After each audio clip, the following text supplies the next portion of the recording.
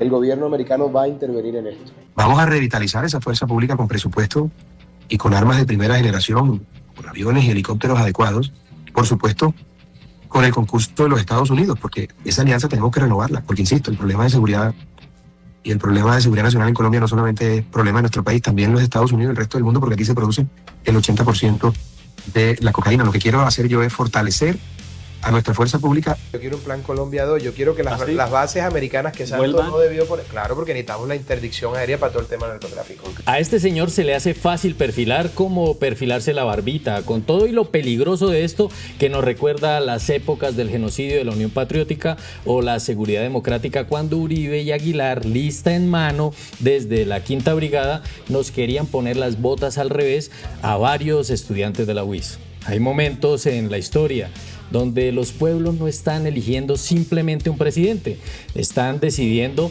si avanzan o retroceden, si profundizan los cambios o regresan a las mismas élites, a los mismos apellidos, a los mismos intereses y a las mismas fórmulas fracasadas que han gobernado este país durante muchísimas décadas. Y eso es exactamente lo que está ocurriendo hoy en Colombia, porque detrás de toda la propaganda, detrás de todos los comerciales, detrás de los discursos prefabricados y de las encuestas cocinadas, lo que realmente está en disputa es si Colombia va a seguir construyendo un proyecto de transformación democrática o va a entregar nuevamente el poder a quienes hicieron de la desigualdad un modelo de negocio. Y ojo, porque no estamos hablando de diferencias menores, estamos hablando de las visiones, dos visiones completamente opuestas de país. De un lado están quienes creen que los recursos públicos deben llegar a las universidades, a los hospitales, a la tierra para los campesinos, a las vías, a la ciencia, a la educación y a los territorios históricamente abandonados. Y del otro lado están quienes ya empiezan a vendernos la nostalgia de un país que nunca funcionó para la mayoría de los colombianos. Los mismos que quieren resucitar el libreto de la seguridad sin derechos, del crecimiento sin redistribución, de la riqueza concentrada en pocas manos y del miedo convertido en herramienta electoral. Porque, hablemoslo claro, cuando algunos sectores hablan hoy de un Plan Colombia 2.0, no están hablando simplemente de cooperación internacional, no señor, están hablando de revivir una lógica de país que durante más de 20 años convirtió la guerra en un negocio multimillonario, una lógica que recibió miles de millones de dólares, militarizó territorios enteros, fortaleció aparatos de seguridad y aún así no acaba con el narcotráfico, no acabó con las economías ilegales y no acabó con la violencia que tanto prometieron que iban a acabar y que quieren disque acabar ahora. Es como ese mecánico tramposo que después de 20 años sin arreglar el carro quiere cobrar otra vez por el mismo daño diciendo que ahora sí encontró la solución a lo que usted estaba llevándolo al taller. Y todavía hay gente que le cree, imagínense eso. Pero quizás lo más grave es que detrás de ese proyecto no solamente aparece una propuesta económica o una estrategia de seguridad, aparece una visión de país, donde las élites vuelven a ocupar el centro de todo, donde los derechos sociales vuelven a convertirse en privilegios, donde la tierra vuelve a concentrarse, donde la universidad pública vuelve a ser un simple lujo, donde el Estado vuelve a mirar hacia Bogotá mientras las regiones esperan sentadas a ver si es que pasa algo. Por eso, esta elección no es una disputa entre personas, no es Iván Cepeda contra Abelardo de la Espriella. Eso sería simplificar demasiado la discusión. Estamos viendo el enfrentamiento entre dos historias de Colombia, la Colombia de las víctimas contra la Colombia de la impunidad, la Colombia que busca verdad contra la Colombia que necesita olvido.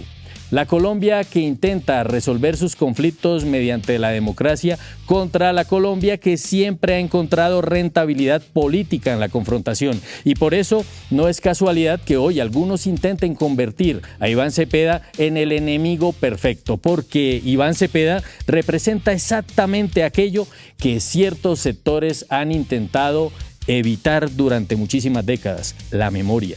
la memoria de las víctimas, de la parapolítica, de la unión patriótica, de las alianzas criminales que durante años se escondieron detrás de discursos patrioteros, como el que estamos escuchando hoy por hoy. Y tampoco es casualidad que otros sectores intenten vendernos como novedad a quienes representan precisamente el viejo establecimiento que ha gobernado este país durante generaciones. Porque cuando los privilegios se sienten amenazados, los privilegiados particularmente, siempre aparece alguien dispuesto a defenderlos, con toga, con micrófono, con uniforme, con chaqueta o con candidatura presidencial. Por eso, esta noche vamos a hacer algo que se ha vuelto peligrosísimo en Colombia para quienes viven de la propaganda. Revisar trayectorias, revisar hechos, revisar documentos, porque una democracia sana no debería elegir a partir del miedo, debería elegir a partir de la verdad. Y cuando la verdad entra en escena más de una candidatura, empieza a verse mucho menos brillante de lo que la están brillando, de lo que parecía que se veía en los comerciales.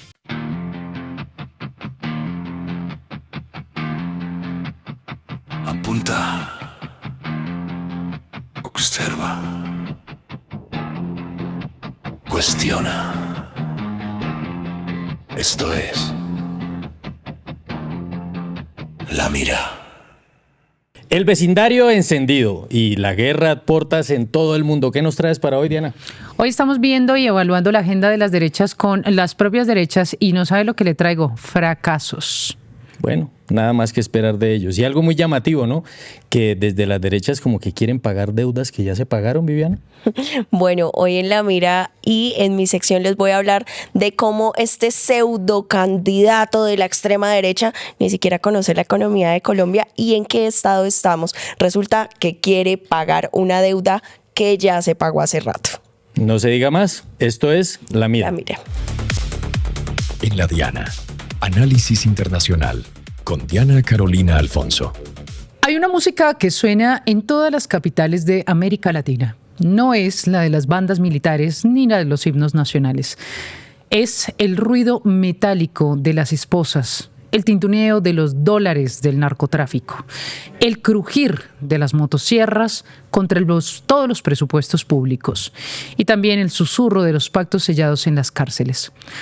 Los nuevos señores del orden, esos que prometen limpiar con mano firme, no han hecho más que cambiar el decorado de la misma obra, la del crimen institucionalizado. Señor candidato, Javier Milei va a seguir su receta en Colombia en 15 segundos. Por supuesto, Milei es un grande, ya tiró la línea de lo que debe ser la economía en un país, un recorte del Estado, en el caso de Colombia, hasta de un 40% y baja de impuestos, para que nuestros empresarios puedan producir más. Entre más riqueza generen los empresarios con el pago de esos impuestos, yo puedo hacer las transformaciones sociales que se requieren porque el Estado no genera riquezas. El Estado genera condiciones para que nosotros los empresarios, porque yo soy empresario, podamos generar riquezas, Javier. Pues darle muchísimas gracias, hablar de la previa. Hoy vamos a hablar de los resultados de las derechas en América Latina en todo lo que les gusta agitar: seguridad, corrupción, narcotráfico y deuda. Empecemos por el país que hoy mejor ilustra la impotencia de la estrategia securitista pro-yanqui, Ecuador. Daniel Noboa llegó al poder en noviembre de 2023 con un discurso de mano dura. Declaró un conflicto armado interno, movilizó a las Fuerzas Armadas 1 y 10 veces, decretó estados de excepción en cadena y prometió arrasar con las bandas del narcotráfico. El resultado, entre noviembre de 2023 y octubre de 2025, el Ministerio del Interior contabilizó 15.561 homicidios. Eso es un promedio de 22 asesinatos por día. En 2025, la violencia repuntó con furia. Entre enero y julio se reportaron 5.268 homicidios, un incremento superior al 40% respecto al mismo periodo del 2024. El año cerró con más de 9.200 muertes violentas, la cifra más alta en la historia del país. El gobierno insiste en que el 94% de esos asesinatos están vinculados a grupos de delincuencia organizada, pero no parece entender que la militarización no ha hecho más que desplazar el conflicto de una provincia hacia otra. Las provincias costeras, rutas estratégicas de la cocaína, son el escenario principal de las matanzas.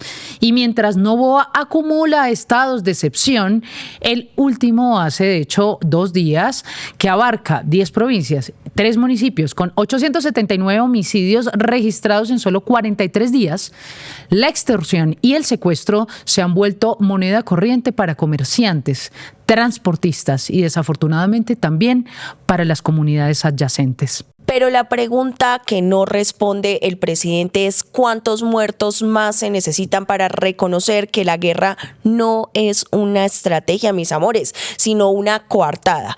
Human Rights Watch ya documentó denuncias de ejecuciones extrajudiciales, desapariciones forzadas y detenciones arbitrarias atribuidas a las fuerzas de seguridad. En diciembre de 2024, 4 menores fueron detenidos por militares en Guayaquil. En octubre de 2025, 17 uniformados fueron llamados a juicio por presunta desaparición forzada. El Estado se convierte en verdugo mientras el narcotráfico se ríe de estas cifras. Si Ecuador es el fracaso, El Salvador es realmente una farsa. Nayib Bukele, el mesías de las redes sociales, el nuevo prohombre de la masculinidad TikTok, el hombre que redujo los homicidios de 53 por cada 100.000 habitantes en 2019 a 1,3 en 2023, es el espejo donde se miran, de hecho, todos los ultraderechistas del hemisferio. Sin embargo, detrás de las estadísticas milagrosas se esconde un pacto criminal que ya no es una mera sospecha, sino una verdad judicializada.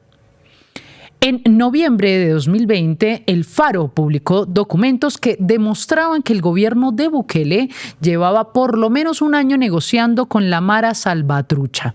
El Departamento del Tesoro de Estados Unidos sancionó a 2 de sus funcionarios, Osiris Luna y Carlos Marroquín, por ofrecer a los líderes pandilleros dinero, celulares y prostitutas en prisión a cambio de apoyo político y reducción de homicidios. No fue una acusación política, fue una sanción oficial del gobierno estadounidense.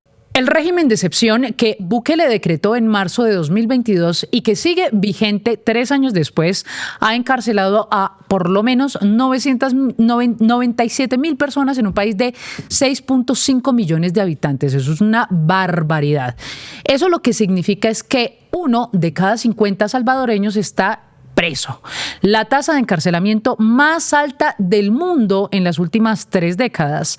Amnistía Internacional documentó que 1/3 de las detenciones son arbitrarias, basadas, por ejemplo, en tatuajes, en vivir en barrios marginales o simple y llanamente en ser pariente de un presunto pandillero. Las audiencias se celebraban contra ellos hasta 500 acusados en una misma sala, en el mismo tiempo, en el mismo lugar, sin ningún debido proceso, sin defensa, sin prueba alguna. En muchos casos, la única justificación fiscal era que el detenido mostró nerviosismo. Es un sistema de apartheid contra pobres, racializados, tatuados, periferia humana. Human Rights Watch y Socorro Jurídico Humanitario reportaron más de 430 muertes bajo custodia estatal con señales de tortura. Y mientras Bukele se pasea por las conferencias conservadoras de Estados Unidos, su gobierno está deportando a los líderes pandilleros que eran testigos claves del pacto secreto. César Humberto López Larios, alias El Greñas, acusado de terrorismo y de múltiples asesinatos, fue devuelto a El Salvador justo cuando estaba a punto de llevar adelante su juicio en Nueva York. ¿Por qué? Para silenciarlo, para que no hable del acuerdo con el presidente. La guerra contra las pandillas ha sido un montaje y el gobierno de Trump es un cómplice. Acepta la farsa a cambio de que Bukele reciba a cientos de deportados en sus cárceles de máxima seguridad. Bueno, Diani, ahora viajemos al sur, donde Javier Milei prometió con su motosierra acabar con el déficit y la inflación.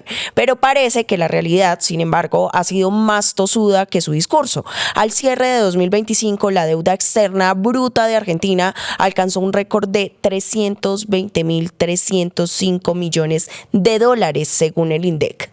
Y no es lo único bruto en llevar adelante sus récords, ¿no? Bruto, por ejemplo, el León. Pero si miramos la deuda pública bruta total de la Argentina, la deuda está en 483.830 millones de dólares en marzo del año 2026, es decir, que ya supera cualquier récord histórico de la región. Desde que Milei asumió en diciembre de 2023, la deuda creció en 113.156 millones de dólares, es decir, un aumento del 30.5% en solo 28 meses. Bueno, Diani, pero ¿cómo justifica el gobierno esta montaña? Pues muy sencillo, con un truco contable, la deuda pública consolidada neta que mezcla los pasivos del Banco Central con los del Tesoro y descuenta una mega devaluación que licuó 55.000 millones de dólares en deuda en pesos. Además, el gobierno ha capitalizado intereses sin pagarlos. Entre diciembre de 2023 y marzo del 2026 sumaron 89.767 millones de dólares que no se abonaron, sino que se convirtieron en una nueva deuda. Eso le permitió mostrar superávit fiscal mientras el endeudamiento se disparaba. Mientras tanto, la economía real se desmorona. En el primer año de gestión de Javier Milei, el sistema de riesgos del trabajo reportó el cierre de más de 14.000 empresas y la pérdida de 216.643 puestos de trabajo registrados en el servicio privado. Solo en marzo del año 2026 desaparecieron ya 2.011 empresas. Las industrias manufactureras perdieron 2.167 firmas, el comercio 5.145, la construcción 425. La actividad metalúrgica ya cayó 5,1% en mayo y acumuló una baja de 6% en los primeros 5 meses de este año. La utilización de la capacidad instalada apenas alcanza al 39,8%. Según una encuesta de Proyección Consultores, el 60,2% de los argentinos cree que el país atraviesa una crisis económica. El 69,6% sostiene que su situación económica empeoró o se mantuvo igual de mal. Además, el 60,1% tuvo que endeudarse en el último mes para cubrir sus gastos básicos. Las ventas minoristas de las pequeñas y medianas empresas, las pymes, acumulan 13 meses consecutivos de caída interanual. La deuda de las familias con bancos y mutuales asciende al equivalente del 6,5% del PIB. Milei prometió orden y terminó con más deuda que sus predecesores. Prometió trabajo y entregó desempleo. Prometió motosierra contra el gasto y la usó contra el bolsillo de los ciudadanos. Y cerramos el círculo en Brasil, donde la familia Bolsonaro, que llegó al poder prometiendo también acabar con la corrupción, ha acumulado una colección de escándalos que harían palidecer al mismísimo Centro Democrático. Jair Bolsonaro está imputado por desviar joyas de valor oficial por más de 1,2 millones de dólares. Y por si fuera poco, venderlas en Estados Unidos para engrosar su patrimonio personal. La Policía Federal lo acusa de asociación criminal, lavado de dinero y peculado. Eso sin hablar del proceso que se lleva adelante por el golpe de Estado. En total, el esquema involucra ya a 11 personas, el esquema de usufructo de patrimonio público, por ejemplo, estas joyas. Este esquema se desarrolló presuntamente entre octubre de 2019 y diciembre del año 2022. Pero el mayor escándalo es el caso del Banco Master, el mayor presunto fraude financiero de la historia reciente del Brasil. El banco, valorado en 17.000 millones de dólares, se construyó sobre activos ilíquidos y promesas de altos rendimientos y quebró. dejando un agujero de $10.300 millones para el Fondo de Garantías de Depósitos. Su dueño, Daniel Borcaro, mantenía estrechos vínculos con el hijo de Bolsonaro, Flavio Bolsonaro. Sí, el ex senador, el hijo mayor de este impresentable y actual candidato a la presidencia. Filtraciones de audio muestran a Flavio Bolsonaro pidiéndole a Borcaro hasta 134 millones de reales para financiar una película sobre su padre.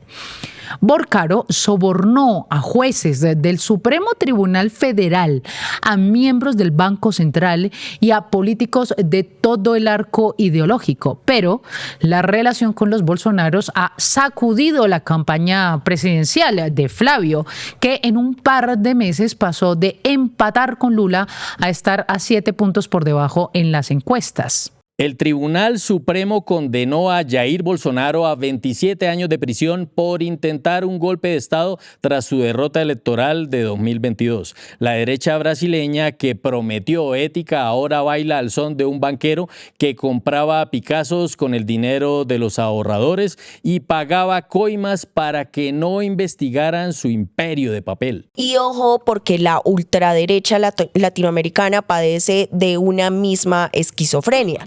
Predica orden y negocia con el crimen. Jura combatir el despilfarro y multiplica la deuda. También condena la corrupción y la institucionaliza. Ojo, porque no es un problema de mala praxis. Obviamente es la lógica de un proyecto que necesita del enemigo pobre, del común del ciudadano para justificarse, pero que al mismo tiempo se alimenta de él.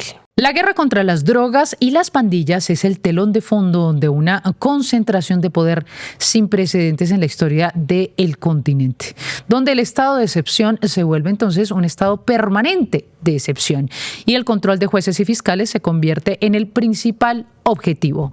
La austeridad es la coartada para desmantelar la protección social en los escenarios de ultraderecha, mientras el endeudamiento externo crece y se privatizan las ganancias, pero no las pérdidas.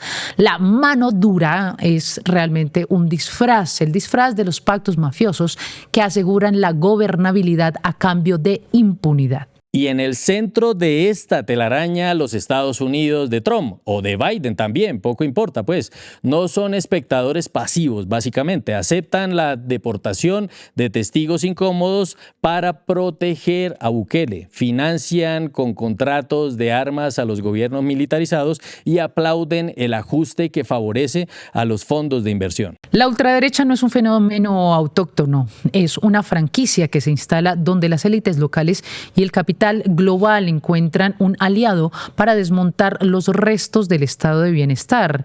Y no es que estén contra el Estado, no se deje meter los dedos a la boca. Necesitan del Estado para succionar las riquezas nacionales y las riquezas que produce su trabajo, como el fracking. Evidentemente, la ultraderecha ha edificado su castillo de naipes sobre 4 pilares principales. 1, la mentira. 2, el miedo. También la violencia y, ojo, la impunidad.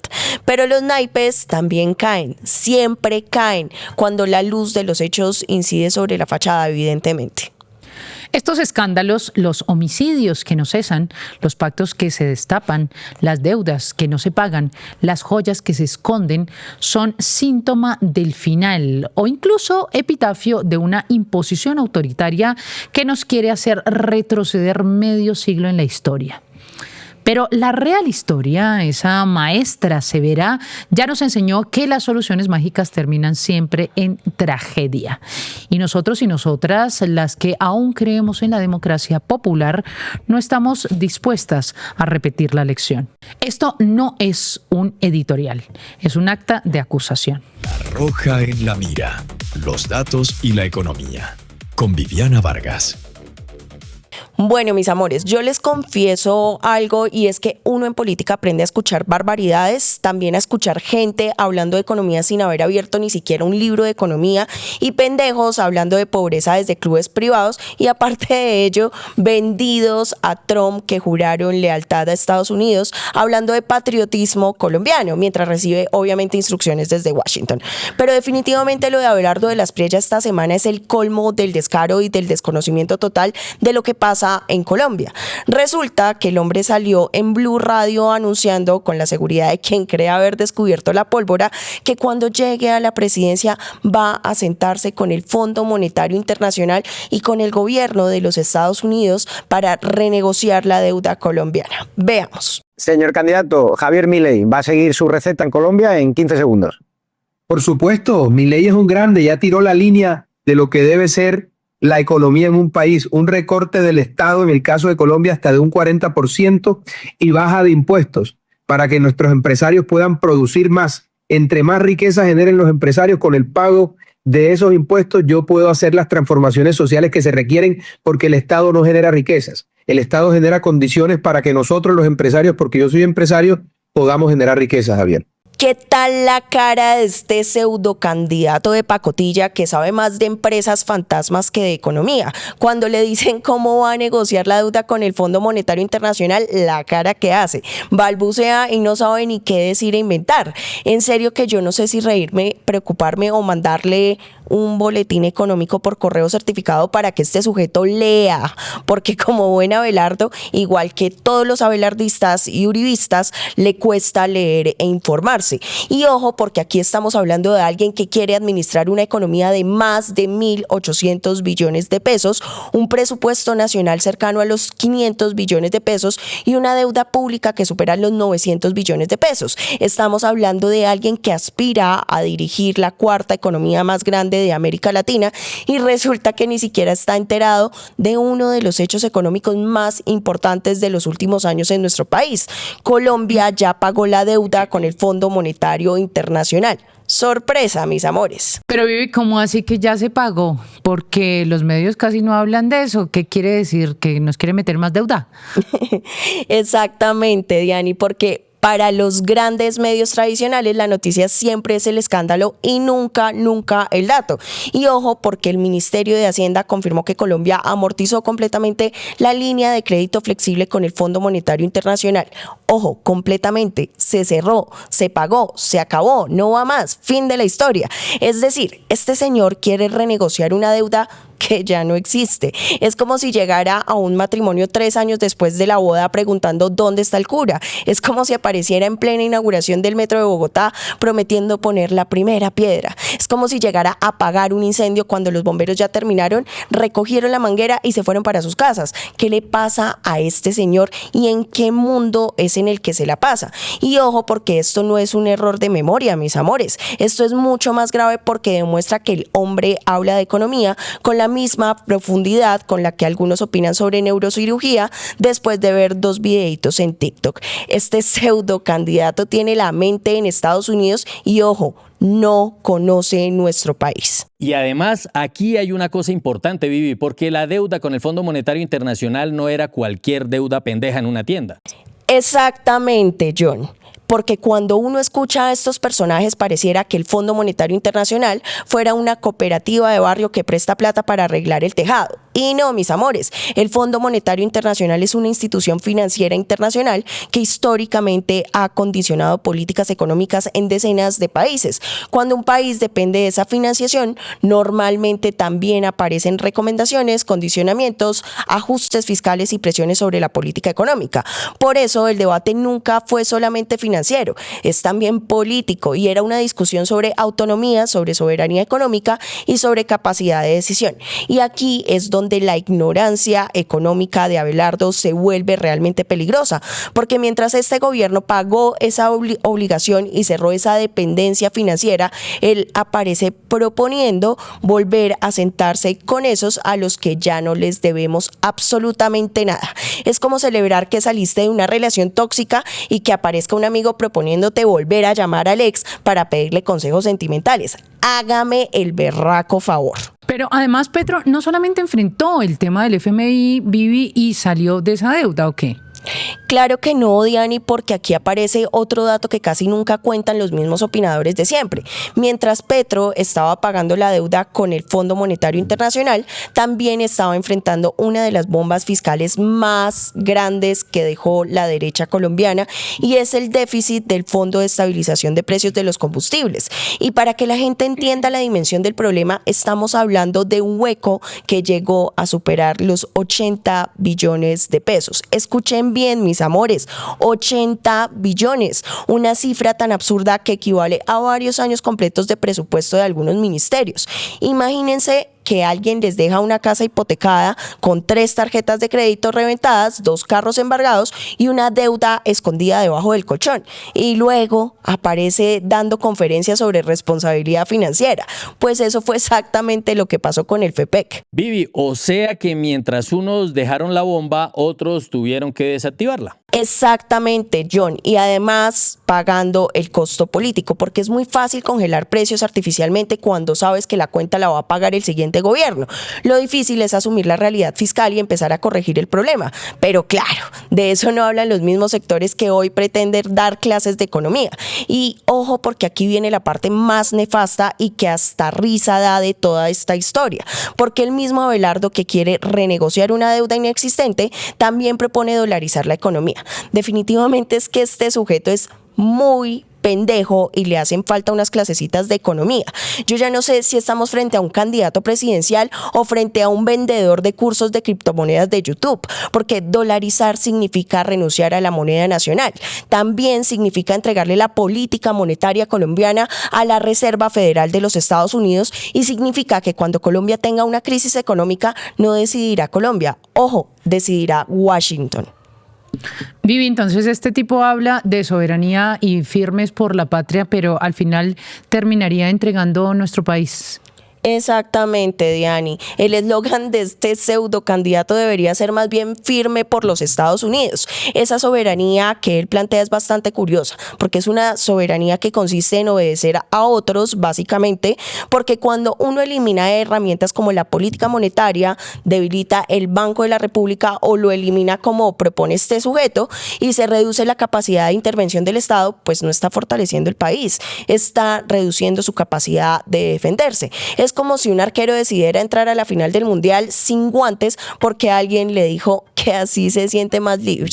Vivi, y además muchos de estos personajes siempre hablan de reducir el Estado. Llamativo, ¿no? Claro, John, reducir el Estado. Esa es la frase favorita de los neoliberales de salón, pero nunca explican qué significa. Nunca dicen si van a reducir hospitales, nunca dicen si van a reducir universidades, nunca dicen si van a reducir programas sociales y tampoco dicen si van a reducir la inversión pública. Porque, ojo, cuando hablan de reducir el Estado, siempre terminan reduciendo derechos para la gente común y manteniendo privilegios para las élites de siempre, mis amores. Es una especie de milagro económico muy curioso.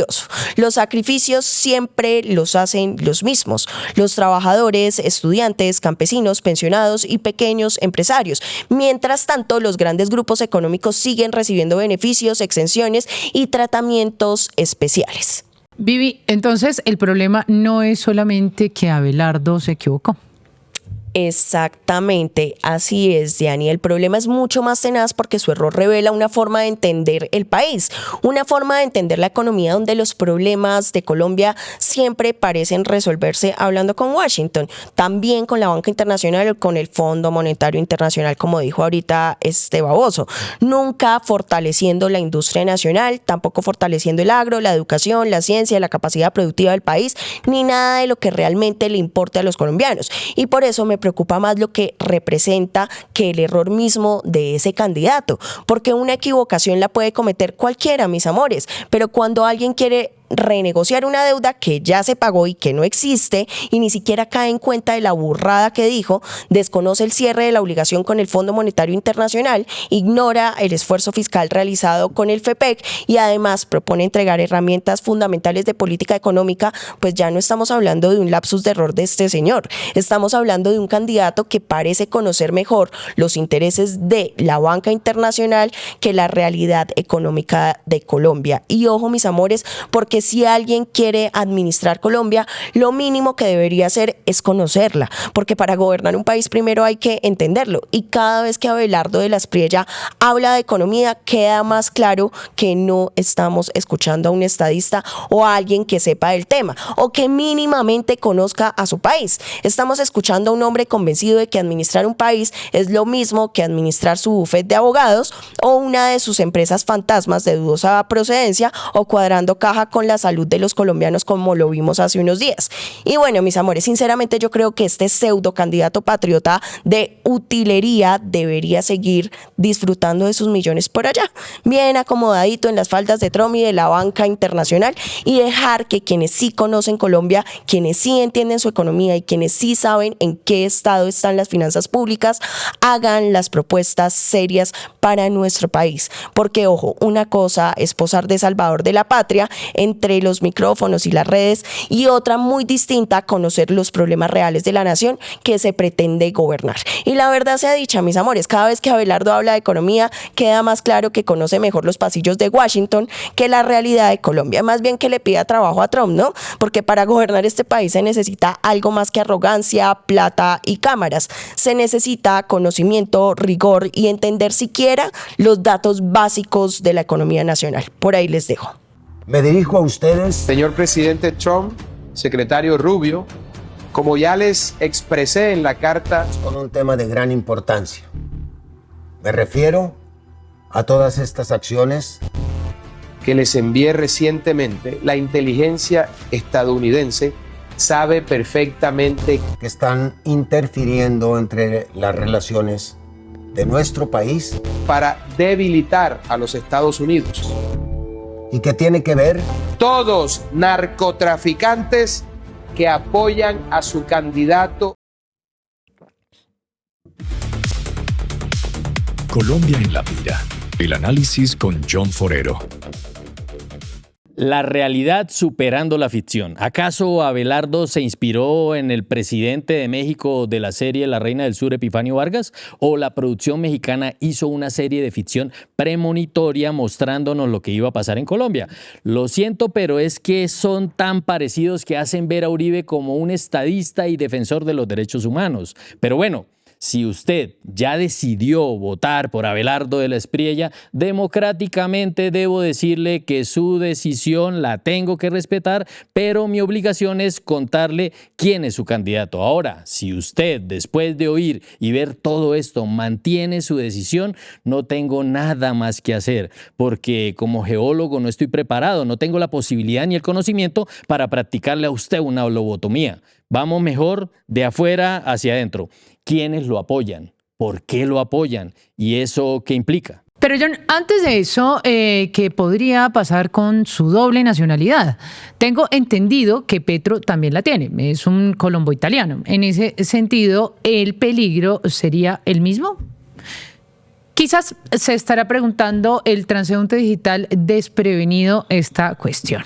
Buen punto, Diana, y la respuesta más simple es que Petro ya va de salida, no tiene procesos penales o judiciales, más allá de una sucia campaña internacional que lo quería montar como el capo del narcotráfico internacional y que el mismo Departamento de Estado gringo desmontó esa narrativa, reconociendo incluso que el tal Cartel de los Soles era una mentira. Para entender mejor el peligro latente que implica la doble nacionalidad de Abelardo, remitámonos a las declaraciones de él mismo y la historia reciente de Perú. El gobierno americano va a intervenir en esto. Vamos a revitalizar esa fuerza pública con presupuesto y con armas de primera generación, con aviones y helicópteros adecuados, por supuesto, con el concurso de los Estados Unidos, porque esa alianza tenemos que renovarla, porque insisto, el problema de seguridad y el problema de seguridad nacional en Colombia no solamente es problema de nuestro país, también los Estados Unidos y el resto del mundo, porque aquí se produce el 80% de la cocaína. Lo que quiero hacer yo es fortalecer a nuestra fuerza pública. Yo quiero un plan Colombia 2, yo quiero que las bases americanas que Santos no debió poner, claro, porque necesitamos la interdicción aérea para todo el tema del narcotráfico. Okay.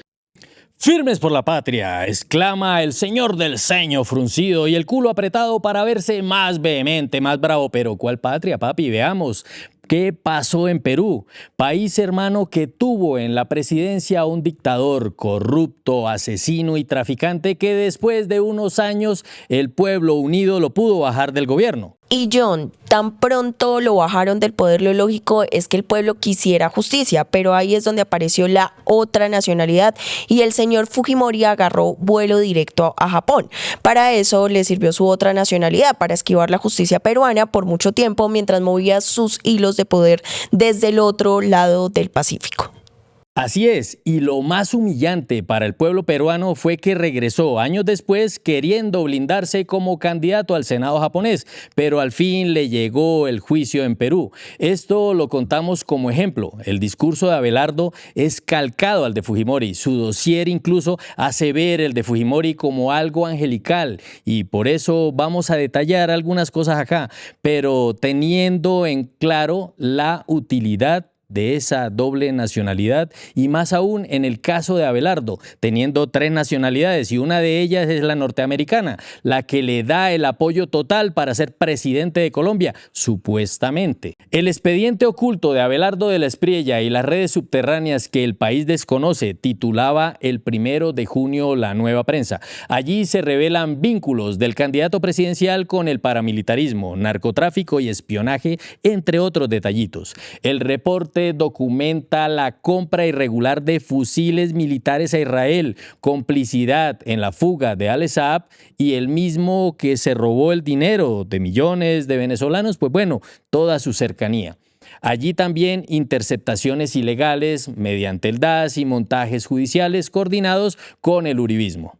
Todo detrás de una puesta en escena de marketing político y apoyo mediático que nos vende un dandy colombo-italiano de supuestos gustos finos. La verdad, yo no lo creo. Exquisitez al andar, tampoco lo creo. De lo más reciente de Tanto por Decir del doctor Abelardo, uno de los secretos mejor guardados está en Indumil y tiene que ver con el acceso discrecional a armamento de alta potencia por parte de civiles alineados con el poder político de turno. En su momento, con Iván Duque obviamente, una base de datos confidencial extraída directamente del sistema contable SAP de Indumil y que obtuvo en exclusiva La Nueva Prensa, revela que durante el gobierno de Iván Duque se ejecutó una campaña sistemática para fabricar y entregar fusiles de asalto a particulares. Un delito que claramente en el decreto 2535 de 1993 reza que se reserva estas armas para el uso exclusivo de las fuerzas militares y la Policía Nacional. En los registros oficiales de la plataforma SAP aparece el pedido de venta a favor de Abelardo de la Espriella. En el documento se ve claramente que Abelardo pagó un valor de 8.987.790 pesos para adquisición de fusiles Galil AC calibre 5.56 milímetros de tecnología israelí modificada con cañón de 21 pulgadas. Ahí vamos viendo cositas con Israel, ¿no? Un lote también de 350 cartuchos de munición de guerra calibre 5.56 y el pago de los trámites administrativos que tienen que darse al lugar para la tenencia domiciliaria de ese armamento. Entonces, John, en este momento hay civiles con fusiles Galil en sus casas y gritando firmes por la patria. Además, Diana, súmele que el fusil Galil AC-556 es el estándar de dotación de la fuerza pública y está absolutamente prohibido para cualquier ciudadano como usted o como yo. La gravedad es mayor en todo esto cuando vemos que la planeación de la producción de Indumil contempló abiertamente para ese periodo la fabricación de un lote completamente de 120 fusiles con el rótulo específico que decía para particulares. Una operación camuflada bajo la figura de gastos de representación de la gerencia, donde aparecen nombres como los de Francisco José Chaux Donado, entonces viceministro de Justicia, y como dato complementario para que usted tenga en cuenta, anote que Chaux es hijo del ex gobernador del Cauca, Juan José Chaux, condenado por parapolítica tras participar en la célebre reunión de la Casa de Nariño con alias Job en 2008. ¿La recuerda usted? Bueno, también está Juan Esteban Orrego Calle, director ejecutivo de FENALCO Bogotá en su momento, Manuel José Vives Noguera, abogado y director seccional de Administración Judicial de Santa Marta, Carlos Andrés Ríos Puerta, viceministro de la Defensa y ex candidato al Consejo de Medellín por el Centro Democrático, aclarando, eso sí, que su pedido fue devuelto y su factura anulada el 5 de octubre de 2021. También se reportan altos mandos de la fuerza pública, algunos en servicio activo, como el general Jesús Alejandro Barrera Peña, director de Carabineros de la Policía, y el coronel Jeffer Rodolfo Castiblanco, ex jefe del Estado Mayor de la Segunda Brigada, desmovilizado ante la JEP en 2021. Esto es lo más reciente que se conoce, aunque cada minuto se sabe algo nuevo de este personaje. Pero si vinculamos esto con el pasado de Abelardo de la Espriella, nos podemos encontrar cosas bien interesantes. Hace 22 años, apenas iniciando su carrera, Abelardo de la Espriella fue el organizador de reuniones de paramilitares con profesores y estudiantes para presentar ante ellos la agenda política de los jefes del narcotráfico, en el mismo lugar en que cientos de ellos pactaron el apoyo armado de las AUC a sus campañas políticas. En julio de 2001, 127 políticos firmaron este pacto que les garantizaba la elección en las zonas de control de las AUC en las parlamentarias de 2002. 86 congresistas, todos ellos de la bancada del gobierno de Álvaro Uribe, terminaron en el expediente de la parapolítica de la Corte Suprema. A todos los congresistas que nos han apoyado, que mientras no estén en la cárcel a votar las transferencias. En julio de 2003, Álvaro Uribe abrió negociación política con las AUC y les garantizó inmunidad dentro del área de Santa Fe de Ralito. Y el julio siguiente, Salvatore Mancuso y Ernesto Báez, jefes de la droga en Córdoba y el Magdalena Medio, fueron ovacionados en el Capitolio Nacional.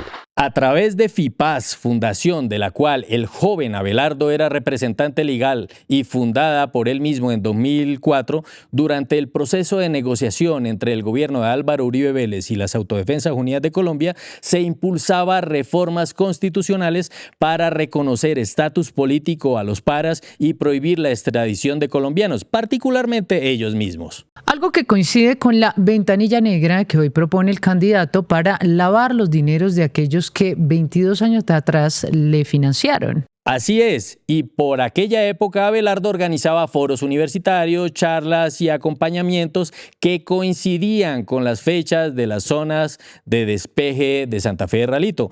Para la época, la contabilidad de los paras muestra de aportes multimillonarios a FIPAS para promover el referéndum que buscaba prohibir la extradición. Hubo aportes de varios jefes paramilitares a un fondo común, como se supo, por ejemplo, desde la misma contabilidad de los paramilitares, y que sirvió para llevar a Mancuso al Congreso, para pagar construcciones, para pagar publicidad, para pagar periodistas y también foros universitarios de adoctrinamiento. Adoctrinamiento que se hacía con el beneplácito del gobierno de turno. Adivine usted de quién estamos hablando, del señor del sarcófago, del expresidente Álvaro Uribe Vélez. A Ernesto Báez, a quien considero el romántico de las autodefensas, y a Jorge 40, los conocí en las mesas de negociación y entablamos una muy buena amistad. Paramilitares y el abogado Abelardo de la Espriella como director de su fundación. Mancuso es mi paisano y se echó a espaldas una lucha que debimos haber dado todos los cordobeses. En el lugar de él, yo habría hecho lo mismo. Me han querido señalar como paraco, pero como dice Uribe, si me hubieran querido matar y extorsionar, habría sido paraco de verdad, con uniforme y con fusil. En el informe del 7 de octubre de 2004 que presentó Jaime Andrés Angarita, conocido como el comandante Andrés, asesinado en 2006, se consignaba que cada comandante había hecho al menos 2 aportes por 30 y 50 millones de pesos. Ojo, porque en ese informe estaba también pormenorizado el gasto de la visita de los paras al Congreso y el foro universitario en Cali, coordinado por Abelardo de la Espriella, quien se gastó 256 millones en abril y 420 millones en mayo del mismo año. Todo ese billete para un foro universitario, se preguntará cualquier persona. ¿Los paras acaso eran huevones y se dejaban tumbar? ¿O Abelardo ya despuntaba como testaferro blanqueando dinero para luego aparecer multimillonario litigando y presentándose a la presidencia para lavarles el camino, cual Epifanio Vargas? Así por encimita, en 2006 ya Abelardo había recibido más de 1.300 millones de pesos. Y qué coincidencia, para la misma época terminaba mi carrera en la UIS y nos tocaba escondernos de la persecución de los paras y la Quinta Brigada. Como vemos hasta ahora, la relación con el paramilitarismo no es un invento como todo lo que viene de su campaña. No es IA ni tampoco la articulación de influencers repitiendo algo para que el sentido común se modifique. Son pruebas contundentes y que saltan a la vista. El style de Abelardo se empezó a marcar desde 2006. Los narcoparacos seguían enviando droga a los Estados Unidos, las estructuras de las AUC seguían intactas y la cuenta bancaria de Abelardo crecía descomunalmente mientras el proceso de extradición seguía en curso, coincidencialmente cuando los paras empezaron a hablar de sus alianzas políticas. Es por ello que el candidato Iván Cepeda interpuso una denuncia penal ante la Fiscalía y también ante la Corte Penal Internacional por 3 delitos: concierto para delinquir, financiación financiación del terrorismo y enriquecimiento ilícito. Todo esto teniendo en cuenta que De la Espriella recibió financiación de los paramilitares y adicionalmente articuló presuntamente recursos del Estado para financiar a las Autodefensas Unidas de Colombia, actuando como comisionista intermediario por lado y lado. El apoderado titulaba la columna de Coronel en agosto de 2006 en Revista Semana, donde, según su investigación, FIPAS sirvió como plataforma política e ideológica de las AUC, organizando foros masivos en ciudades donde transportaban a cientos de estudiantes universitarios con todo pago, con el único fin de promover un referéndum constitucional que prohibiera la extradición de nacionales y de seleccionar candidatos al Congreso afines a las autodefensas. De ese periplo de adoctrinamiento que hacía Abelardo de la Espriella, salió bajo el esquema de FIPAS el joven congresista Juan Pablo Sánchez Morales, quien luego fuera condenado a 7 años y medio de prisión por la Corte Suprema de Justicia por sus nexos con el Bloque Central Bolívar, tras comprobarse su alianza con alias Ernesto Báez. Y ojo, porque aquí es cuando vamos entendiendo por qué Salvatore Mancuso decía que los paras tenían más del 30% del Congreso.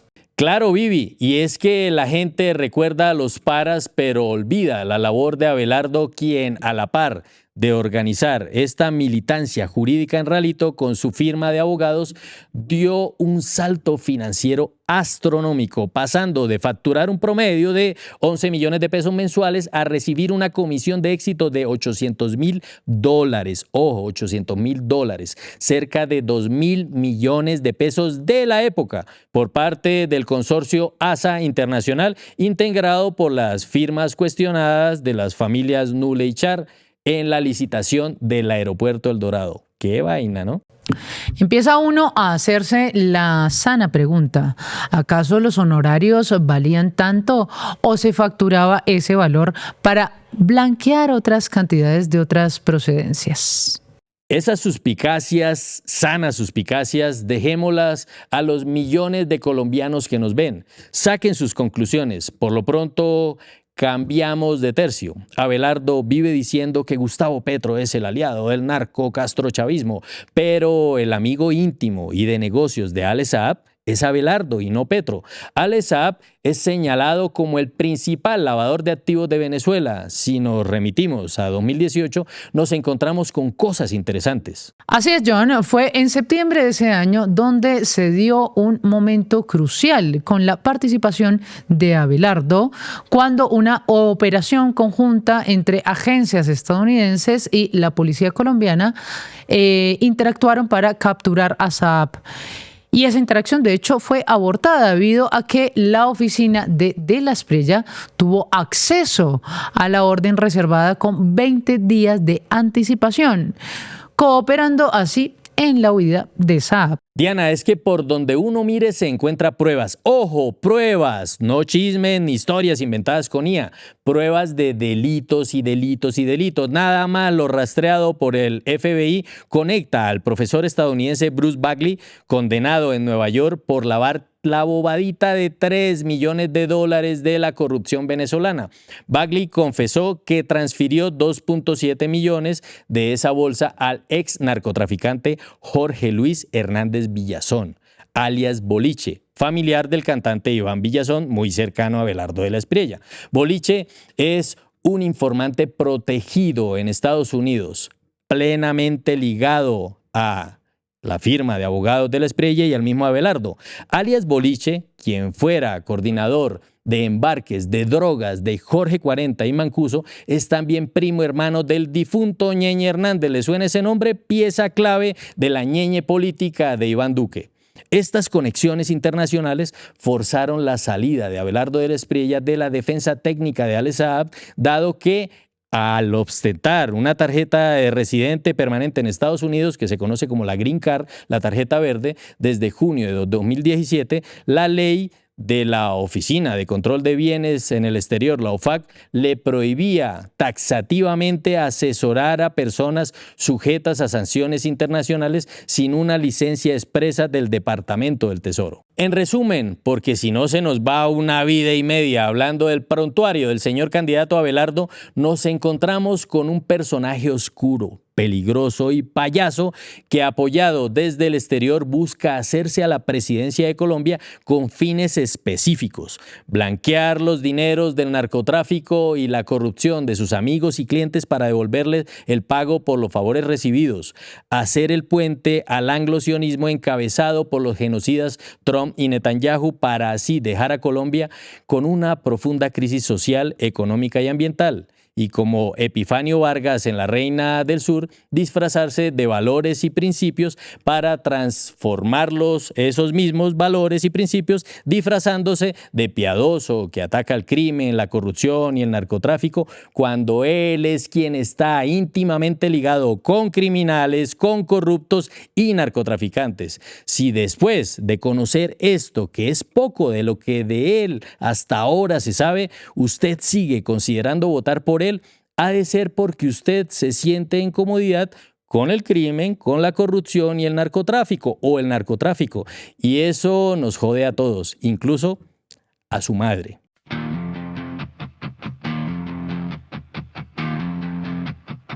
Apunta, observa, cuestiona. Esto es La Mira.